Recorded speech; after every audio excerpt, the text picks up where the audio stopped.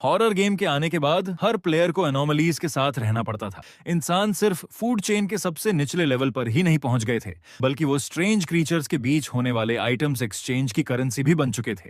और इस गेम में डेथ जैसी कोई चीज नहीं थी। एक बार एलिमिनेट होने के बाद तुम और भी ज्यादा डरावने डंजन्स में गिरा दिए जाते थे। प्लेयर्स अगर जिंदा रहना चाहते थे तो उन्हें स्ट्रेंज क्रीचर्स द्वारा दिए गए मिशंस हर हाल में पूरे करने पड़ते थे, ताकि उनका फेवर हासिल किया जा सके। जब बाकी प्लेयर सकुबस के हाथों बुरी तरह टॉर्चर हो रहे थे, तब मैंने एक हैमर उठा लिया और उसकी खूबसूरत शक्ल पर बार बार पूरी ताकत से वार करने लगा। लेकिन सकुबस गुस्सा होने की बजाय मुझे और जोर से मारने के लिए कहने लगी। ऐसा इसलिए था क्योंकि गेम की शुरुआत में हर प्लेयर को एक टैलेंट एंट्री मिलती थी, और मुझे जो एंट्री मिली थी वो थी सभी स्ट्रेंज क्रीचर्स की हिडन इन्फॉर्मेशन देखने की एबिलिटी। मेरे सामने खड़ी सक्यूबस की हिडन इन्फॉर्मेशन में लिखा था कि उसे मैसोकिज्म की बहुत गहरी आदत थी, उसे यही सब पसंद था। उसी पल मेरी आंखों के सामने एक वर्चुअल पैनल खुल गया। स्पूकी वर्ल्ड में आपका स्वागत है। आपका पहला कॉपी क्रिम्सन अपार्टमेंट मैच कर दिया गया है। जैसे ही सुबह होगी वो डरावना चर्च जाग उठेगा। कृपया पहले अपने आसपास के माहौल को अच्छे से समझ लें। स्ट्रेंज इन्फॉर्मेशन खोजिए, इससे आपके सर्वाइवल के चांसेस बढ़ जाएंगे। रूम से बाहर निकलते ही मैंने दो और प्लेयर्स को कोई चिपचिपा खाना खाते हुए देखा। थोड़ी देर की बातचीत से मुझे पता चला कि हम तीनों यहाँ बच्चों का रोल निभा रहे थे, जबकि बाकी तीन स्ट्रेंज क्रीचर्स क्रमशः फादर, मदर और ग्रैंड मदर का रोल निभा रहे थे। अगर हमें इस हाउस में रहना था और फूड पाना था, तो हर दिन उन तीनों स्ट्रेंज क्रीचर्स के दिए हुए टास्क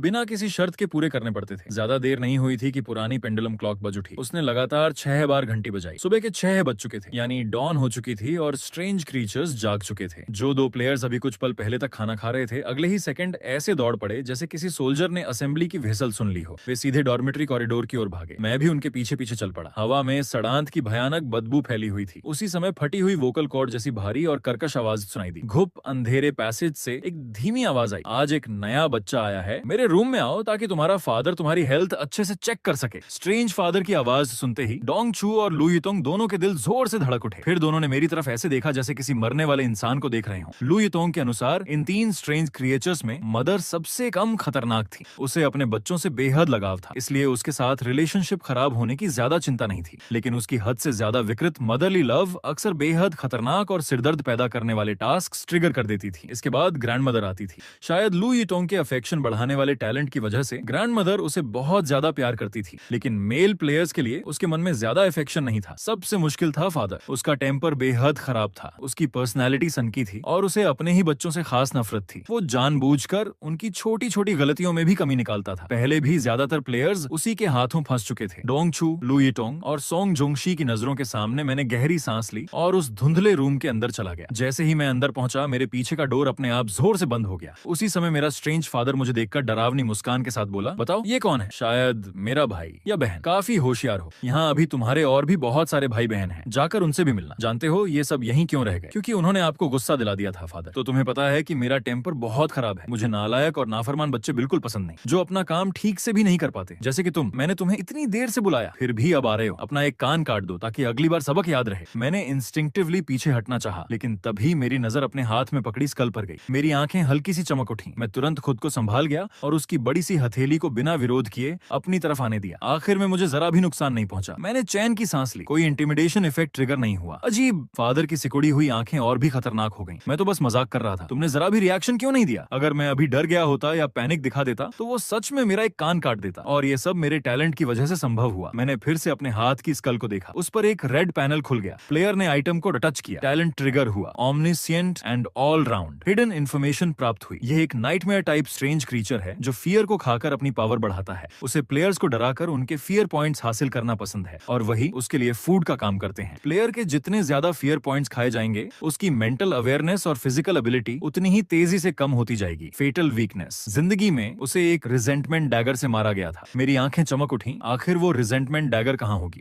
अगर वो मुझे मिल जाए तो कम से कम मेरे पास अपनी जान बचाने का एक एक्स्ट्रा ट्रम्प कार्ड होगा। मैंने ज्यादा नहीं सोचा। अभी सबसे जरूरी बात थी इस रूम से जिंदा बाहर निकलना। हाल ही में मेरे पैरों में बहुत दर्द रहता है। ब्लड पीपा नाम की मेडिसिन ढूंढ कर लाओ और डार्क होने से पहले मेरे रूम में पहुंचा देना। अगर मेडिसिन नहीं मिली तो तुम्हें ही अपने दर्द की दवा बना लूंगा। बेकार बच्चों को इस हाउस में रहने का कोई हक नहीं। मुझे नहीं पता था कि ब्लड पीपा क्या चीज है, लेकिन इतना तो कोई भी समझ सकता था कि ये मिशन बिल्कुल आसान नहीं होने वाला। जी फादर, मैंने सिर हिलाकर हामी भर दी। तभी मेरे पीछे का डोर थोड़ा सा खुल गया और मैं आखिरकार उस रूम से बाहर निकल आया। हाँ, कंग्रेचुलेशंस प्लेयर, आपने क्वेस्ट सक्सेसफुली एक्सेप्ट कर लिया है। शाम 6 बजे से पहले आइटम खोजिए, ब्लड पीपा को फादर के बेडरूम में पहुंचाइए। मिशन पूरा करने पर आपको C लेवल रिवॉर्ड मिलेगा। पड़ेगा। अगर मिशन फेल हो गया तो फादर की तरफ से 30 मिनट की लाइफलेस मिशन पनिशमेंट दी जाएगी। पनिशमेंट के बारे में सुनते ही मैंने हल्का सा भौहें सिकोड़ ली। भले ही इसमें साफ लिखा था कि पनिशमेंट से सीधी डेथ नहीं होगी, लेकिन कई बार ये पनिशमेंट्स डेथ से भी ज्यादा दर्दनाक और टॉर्चर देने वाली होती थी। अगर कोई कहे कि उस पर बिल्कुल प्रेशर नहीं था तो वो झूठ होगा। उसी समय डोंगचू और लू येतोंग भी अपनी मदर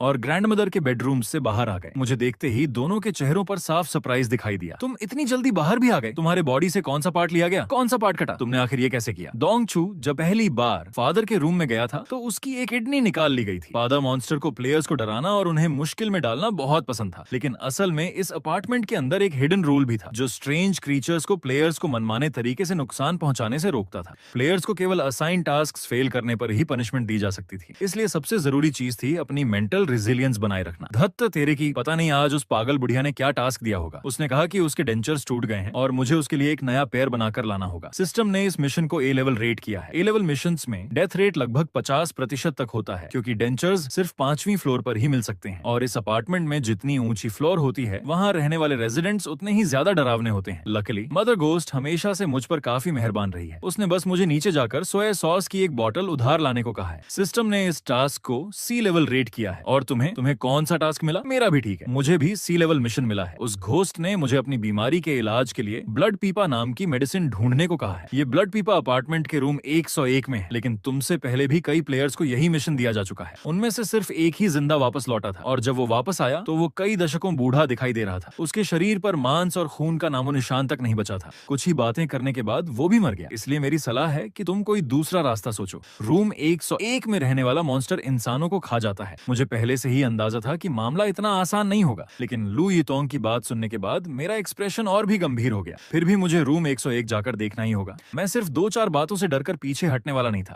लू येतोंग द्वारा बताए गए लोकेशन के अनुसार मैं उस गंदे कॉरिडोर से तेजी से आगे बढ़ा। कुछ ही देर में मैं अपार्टमेंट की पहली फ्लोर पर पहुंच गया। रूम 101 के एंट्रेंस पर पहले से ही 2 प्लेयर्स काफी देर से इंतजार कर रहे थे। उसी समय रूम 101 का डोर धीरे धीरे खुला। अंदर से एक आदमी ने अपना सिर बाहर निकाला। मिशन करने आए हो है ना? अंदर आओ और लाइन में खड़े हो जाओ। इतना कहकर वो साइड में हट गया और डोर पूरा खोल दिया। उस एबिस जैसी घुप अंधेरी रूम को देखकर दोनों प्लेयर्स ने हिम्मत जुटाई और अंदर चले गए। लेकिन जब मैं सबसे आखिर में अंदर घुसा तो अचानक मेरी कमर के नीचे तेज चुभन महसूस हुई। नीचे देखा तो किसी ने सिरिंज चुभो दी थी। मैंने सामने देखा, वो आदमी बिना किसी एक्सप्रेशन के सिरिंज वापस निकाल रहा था। मैं कुछ बोलने ही वाला था कि अचानक मुझे जबरदस्त चक्कर आने लगे। पता नहीं कितना समय बीत गया। हड्डियां जमा देने वाली ठंड से मेरी आंख खुली। आंखें खोलते ही मैंने खुद को एक पिच ब्लैक रूम में पाया। मैंने हिलने की कोशिश की, लेकिन मेरे हाथ पैर चेन से बंधे हुए थे। सिर घुमाकर देखा तो मेरे साथ आए दोनों प्लेयर्स की भी यही हालत थी। ये आखिर क्या हो रहा है? हम गेस्ट्स हैं, तुम अपार्टमेंट के रूल्स तोड़ रहे हो। तुम जानते भी हो इसका अंजाम क्या होगा। जल्दी से ये मनहूस शैकल्स खोलो। यहाँ तक कि वो दोनों वेटनर प्लेयर्स भी घबरा गए थे। ऐसा अजीब मिशन उन्होंने भी पहली बार देखा था। अंदर आते ही इंजेक्शन लगा दिया गया और होश आया तो सीधे बांध दिया गया। भला कोई गेम ऐसे खेलता है? लेकिन व्हाइट क्लोथ्स पहने वो आदमी कुछ नहीं बोला। वो आराम से खाना खाता रहा और चुपचाप उन दोनों को चिल्लाते हुए देखता रहा। सिर्फ मैं ही शांत था। मैंने जल्दी से आसपास का निरीक्षण किया। रूम के कई कॉर्नर्स में मुझे कई सूखे हुए स्केलेटन्स दिखाई दिए। स्पष्ट था कि ये सभी पहले के प्लेयर्स थे। उसी समय व्हाइट क्लॉथ्स वाला आदमी खाना खाना बंद कर दिया। उसने पॉकेट से एक पेपर टाइगर निकाला और उसे अपनी कमर पर लगा लिया। अगले ही पल उसने बिना किसी वार्निंग के बीच वाले प्लेयर के सिर पर जोर से वार कर दिया, बार बार, जब तक उसकी आवाज हमेशा के लिए बंद नहीं हो गई।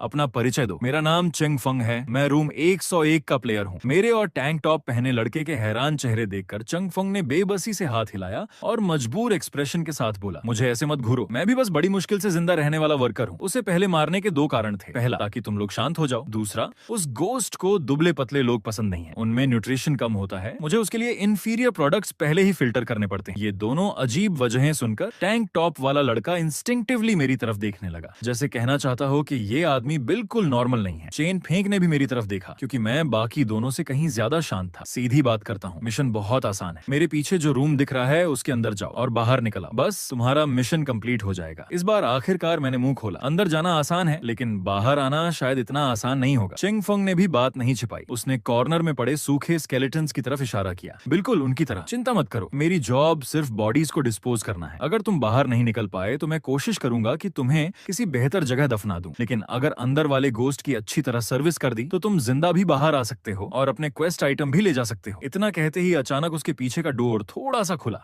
चेंग फंग तुरंत दौड़कर वहां पहुंचा। उसने बेहद विनम्र स्माइल के साथ कहा, ओनर, क्या आप संतुष्ट हैं? अंदर से आवाज आई, ये घटिया माल हटाओ और नए लोग भेजते रहो जब तक मैं संतुष्ट न हो जाऊं। जी समझ गया। तुरंत चंगफोंग ने रूम के अंदर से एक और सूखा हुआ स्केलेटन बाहर घसीटा। उसने सावधानी से डोर फिर से बंद कर दिया। फिर वो हमारी तरफ मुड़ा। ये उस इंसान का एग्जाम्पल है जो बाहर नहीं निकल पाया, और तुम दोनों बहुत बदकिस्मत हो। आज उस गोस्ट की डिजायर असामान्य रूप से बहुत ज्यादा है। लगातार 5 लोग अंदर भेजे जा चुके हैं, फिर भी वो संतुष्ट नहीं हुआ। अब अगली बारी तुम लोगों की है। जो पहले जाएगा वही पहले अपनी किस्मत आजमाएगा। ये आखिर कैसा बेहुदा मिशन है? ये तो साफ साफ मरने भेज रहे हैं। मुझे जाने दो, मैं ये मिशन छोड़ देता हूँ। छोड़ दोगे? जिस पल तुम इस रूम के अंदर आए थे उसी पल मिशन एक्टिवेट हो चुका था। एक बार मिशन सेट हो जाए तो फिर पीछे लौटने का कोई रास्ता नहीं होता। मिशन के दौरान प्लेयर के साथ चाहे जो भी हो, उसे अपार्टमेंट रूल्स तोड़ना नहीं माना जाएगा। टैंक टॉप पहने लड़के की तरह चीखने चिल्लाने के बजाय मैंने शांत और धीमी आवाज में पूछा, अंदर वाला मॉन्स्टर आखिर है क्या? मुझे नहीं पता वो आखिर किस तरह का मॉन्स्टर है। मैं सिर्फ इतना जानता हूँ कि वो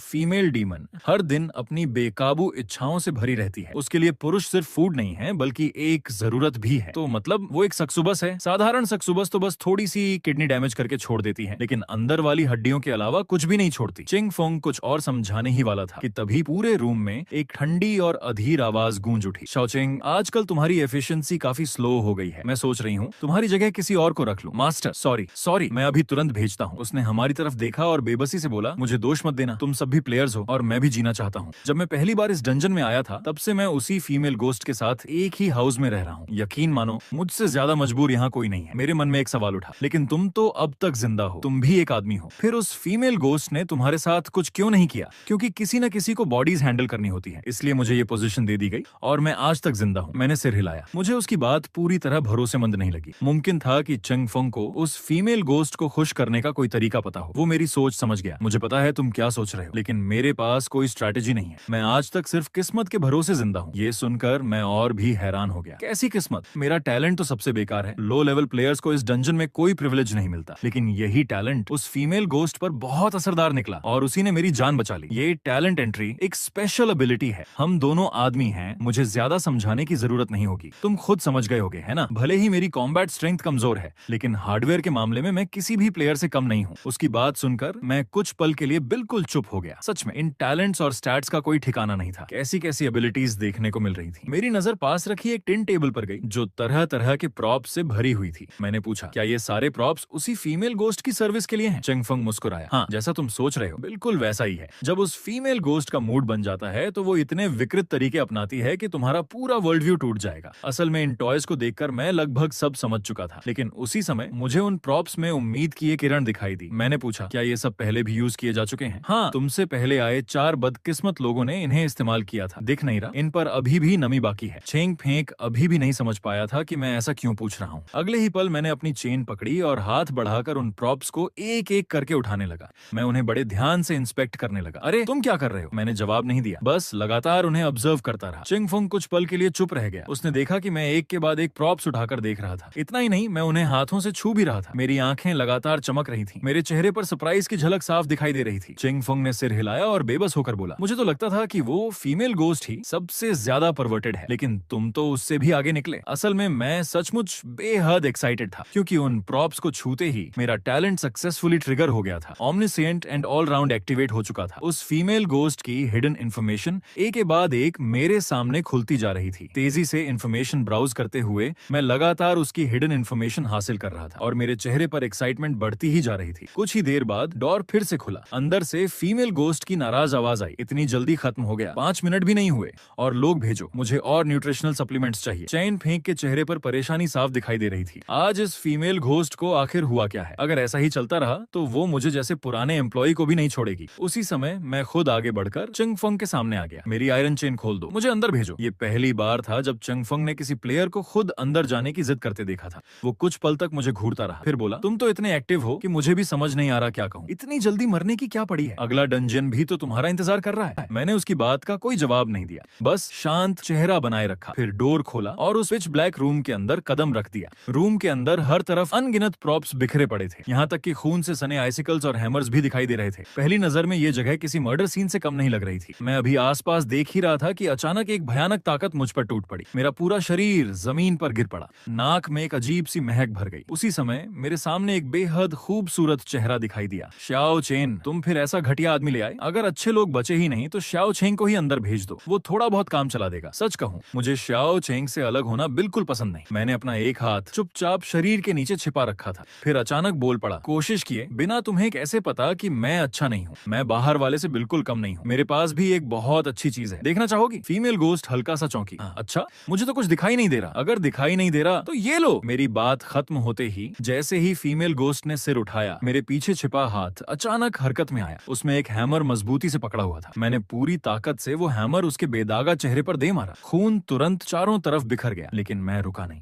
मैं बार बार उसी के चेहरे पर हैमर बरसाता रहा। लगातार पूरे 20 वार करने के बाद मैं हांफता हुआ पीछे हट गया। जमीन पर पड़ी फीमेल घोस्ट को घूरते हुए मेरे चेहरे पर तनाव साफ था, लेकिन ये तनाव इस बात का नहीं था कि वो मर गई होगी, क्योंकि मैं जानता था कि ऐसे साधारण वेपन्स किसी स्ट्रेंज क्रीचर को नुकसान नहीं पहुंचा सकते। कुछ ही पल बाद फीमेल गोस्ट धीरे धीरे फिर से खड़ी हो गई। उसके चेहरे का डरावना घाव मेरी आंखों के सामने ही भरने लगा। तो यही है तुम्हारी स्पेशल चीज? हाँ, कैसा लगा? फीमेल घोस्ट मुस्कुराई। मानना पड़ेगा काफी रोमांचक था। मुझे तो ये एहसास उम्मीद से कहीं ज्यादा पसंद आया, लेकिन इतना काफी नहीं है। उसके इतना कहते ही मैंने फिर से हैमर उसके चेहरे पर दे मारा और अपना पूरा शरीर उसके ऊपर झोंक दिया। साथ ही टेबल पर रखा एक चेन सॉ झट से उठा लिया। मेरे हाथ का चेन सॉ बार बार ऊपर उठता और पूरी ताकत से नीचे गिरता रहा। पूरा रूम चेन सॉ की डरावनी आवाज और मांस के चिथड़े उड़ने की भयावह आवाज से गूंज उठा। डरावनी आवाजों का वो मिश्रण पूरे रूम में गूंज उठा, मानो रोंगटे खड़े कर देने वाली कोई सिम्फनी बज रही हो। रूम के बाहर मिली हिडन इन्फॉर्मेशन से मैं पहले ही अंदाजा लगा चुका था कि इस फीमेल गोस्ट में मैसोकिज्म की बहुत गहरी प्रवृत्ति थी। दर्द उसे असामान्य रूप से एक्साइटेड कर देता था और उसी से उसे मानसिक सुख मिलता था। यहाँ तक कि मेइगुई को खुद भी इसका एहसास नहीं था। वो सालों से अपने शिकारों को टॉर्चर करती आई थी, दिन दिन महीने दर महीने। उसका दिमाग धीरे धीरे सुन्न होता चला गया और उसकी इच्छाएं लगातार बढ़ती चली गईं। वो अपने शिकारों के साथ चाहे जितनी विकृत हरकतें करती, फिर भी कभी संतुष्ट नहीं होती थी। लेकिन आज मैंने शिकार और शिकारी की पूरी सिचुएशन ही उलट दी और अनजाने में उसके लिए एक बिल्कुल नई दुनिया का दरवाजा खोल दिया था। रूम के अंदर खून से लथपथ सीन लगातार चलता रहा। मेइगुई के लाल पड़े चेहरे को देखकर स्पष्ट था कि वो अभी भी पूरी तरह संतुष्ट नहीं हुई थी। मैंने जरा भी ढिलाई नहीं बरती। मैंने तुरंत आसपास बिखरे हुए प्रॉप्स उठाने शुरू कर दिए। जो भी इस्तेमाल किया जा सकता था मैं सबका इस्तेमाल करने लगा। तभी मेरी आंखों के सामने एक इन्फॉर्मेशन पैनल खुल गया। प्लेयर ने सैटर्न हॉन्टेड हाउस का एग्जीक्यूशन इंस्ट्रूमेंट टच किया। टैलेंट ने rare hidden information successfully trigger की। अगर किसी स्ट्रेंज क्रीचर पर लगातार 10 स्कल शैटरिंग क्रिटिकल हिट्स किए जाए तो यह स्ट्रेंज आइटम पूरी तरह एक्टिवेट हो जाएगा। इसके साथ कर्स्ड सोल बर्न इफेक्ट भी मिलेगा। स्ट्रेंज आइटम्स प्लेयर्स के इस्तेमाल के लिए मिलने वाले विशेष इक्विपमेंट होते हैं। इनमें तरह तरह के प्रॉप्स मौजूद होते हैं। डैमेज, डिफेंस, सर्वाइवल, सपोर्ट, हर तरह का इक्विपमेंट इसमें मिल सकता था। कुछ हाई लेवल स्ट्रेंज आइटम्स तो टैलेंट से भी ज्यादा कीमती होते थे, क्योंकि स्ट्रेंज आइटम्स स्ट्रेंज क्रीचर्स को ट्रू डैमेज पहुंचा सकते थे। एक पल के लिए मुझे चिंता हुई, कहीं इस वेपन से मेइगुई सचमुच मर ना जाए। लेकिन चिंता अपनी जगह थी और मेरे हाथ अपनी जगह। जैसे ही मेइगुई उस मधोशी से बाहर आने लगी, मैंने पूरी ताकत से वेपन उसके लाल पड़े चेहरे पर दे मारा। उस एक वार से उसका आधा सिर ही टूट गया। टूटे हुए घावों से गाढ़ा सफेद धुआं निकलने लगा। मेइगुई के मुंह से दर्द भरी चीख निकल गई। मेरा दिल एक पल के लिए रुक सा गया। मुझे लगा अब वो बेकाबू होकर मुझ पर टूट पड़ेगी, लेकिन अगले ही पल वो दर्द भरी चीख धीरे धीरे एक अजीब सी आनंद भरी आवाज में बदल गई। ये देखकर मेरे होंठ हल्के से फड़क उठे। लगता था मैंने इस फीमेल गोस्ट की विकृत पसंद को अभी भी कम आंका था। मेरी सारी चिंता बेकार थी। जब मुझे यकीन हो गया कि स्ट्रेंज आइटम उसे मार नहीं सकता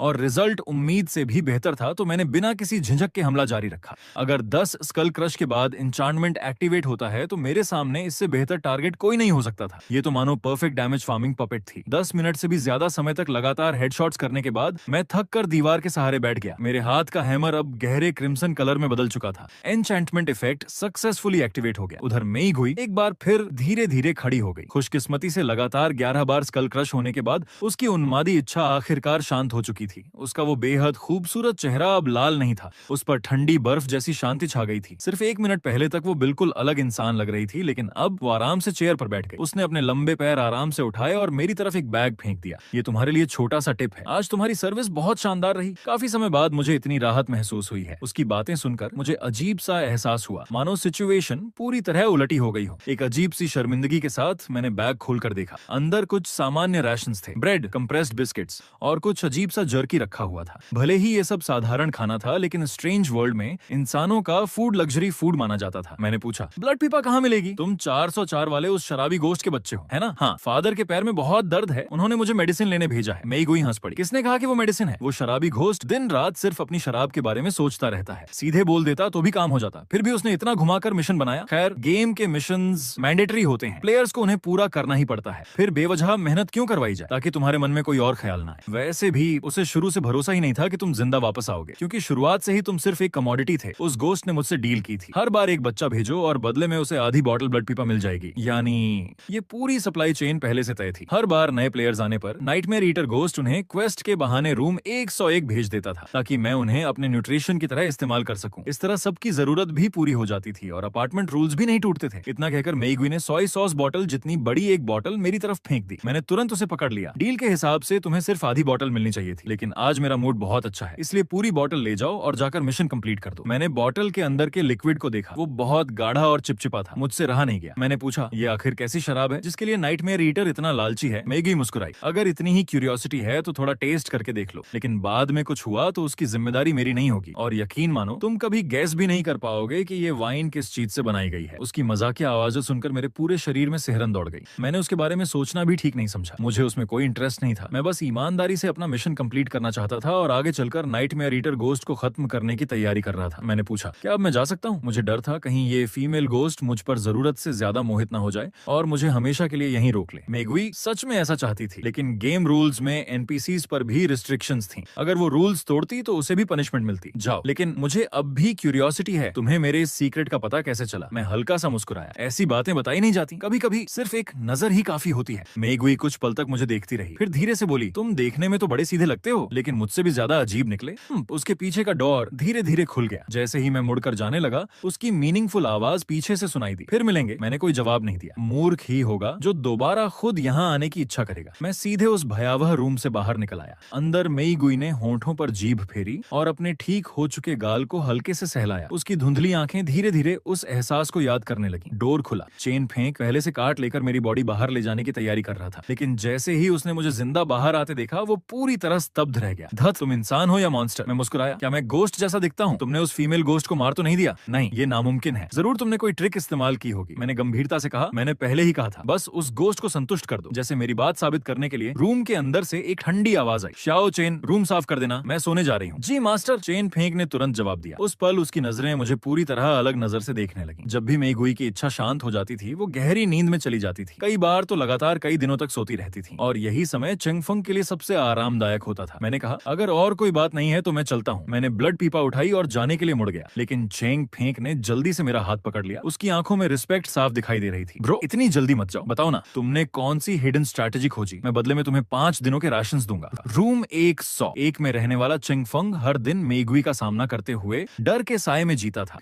अगर उसे मेगुई को संभालने का तरीका मिल जाता तो उसकी पूरी जिंदगी बदल सकती थी, लेकिन इतनी मुश्किल से हासिल किया हुआ अपना सीक्रेट मैं किसी भी कीमत पर बताने वाला नहीं था। आखिर हर चीज अपनी फ्रेशनेस खो देती है जब उसे हर किसी के साथ बांट दिया जाए। अगर मैं चेंग फेंग को सब कुछ बता देता तो यही तरीका उसके जिंदा रहने का सहारा बन जाता, लेकिन मेगुई ने जो नया एहसास अभी अभी खोजा था, वो भी जल्दी ही उसकी आदत बन जाता, और अगली बार ये तरीका बिल्कुल काम नहीं करता। ऐसा करना अपने ही बच निकलने का रास्ता बंद करने जैसा था। कोई स्ट्रैटेजी नहीं, सब कुछ स्किल पर निर्भर करता है। अच्छा, टैलेंट अकेले किसी काम का नहीं, फायर पावर भी उतनी ही जरूरी है, वरना चाहे टैलेंट कितना भी अच्छा क्यों ना हो, वो सिर्फ दिखावा बनकर रह जाएगा। इतना कहकर मैं मुड़ा और वहां से चला गया। कुछ ही देर में मैं वापस रूम 404 पहुंच गया। लू येतोंग और डोंगचू अभी तक वापस नहीं लौटे थे। मैं सीधे फादर के रूम में चला गया। नालायक बच्चे, अभी तक निकले भी नहीं। जैसे ही यान शिगुई ने मुझे देखा, उसका चेहरा तुरंत सख्त हो गया। उसे इंस्टिंक्टिवली लगा कि मैं अभी तक गया ही नहीं था, क्योंकि मेगुई के साथ उसकी सीक्रेट डील के अनुसार अगर मैं रूम 101 गया होता तो मेरा जिंदा लौटना नामुमकिन था। उसके हिसाब से अगर कुछ वापस आना था तो सिर्फ चंगफंग द्वारा भेजी गई ब्लड पीपा की बोतल। फादर, मैं मेडिसिन ले आया हूँ। मैंने कमर से ब्लड पीपा निकाली और उसे टेबल पर रख दिया। क्या कहा तुमने? यान शिगुई पहले तो पूरी तरह स्तब्ध रह गया। उसकी नजर उस गहरे लाल लिक्विड वाली बोतल पर टिक गई। सिर्फ एक नजर में उसे यकीन हो गया कि यही असली ब्लड पीपा थी। उसके मन में बस एक ही सवाल था, ये लड़का जिंदा वापस कैसे आ गया? वो अविश्वास से मेरे पूरे शरीर को देखने लगा, क्योंकि मुझ पर एक भी चोट का निशान नहीं था। उसके दिमाग में तरह तरह के अनुमान दौड़ने लगे। ये तुम्हें मिली कैसे? मैंने बिल्कुल शांत स्वर में कहा। वो बड़ी सिस्टर तो बहुत अच्छी है। मैंने बस इतना कहा कि मेरे फादर के पैर में बहुत दर्द है और रात को उन्हें नींद भी नहीं आती। ये सुनकर वो बहुत इमोशनल हो गई और उन्होंने खुशी खुशी मुझे दे दी। मेरी पूरी बात सुनकर यान शिगुई का चेहरा तुरंत काला पड़ गया। उसे बिल्कुल भरोसा नहीं हुआ। उसके लिए ये मानना नामुमकिन था कि मेगुई जैसी फीमेल गोस्ट ऐसी बातों से पिघल सकती है, लेकिन ब्लड पिपा उसके सामने रखी थी और अब उसका पूरा ध्यान उसी बोतल पर था। उसने तुरंत बोतल खोली और लालच से उसे मुंह लगाकर पीने लगा। कुछ ही पल बाद पूरे रूम में एक बेहद अजीब बदबू फैल गई।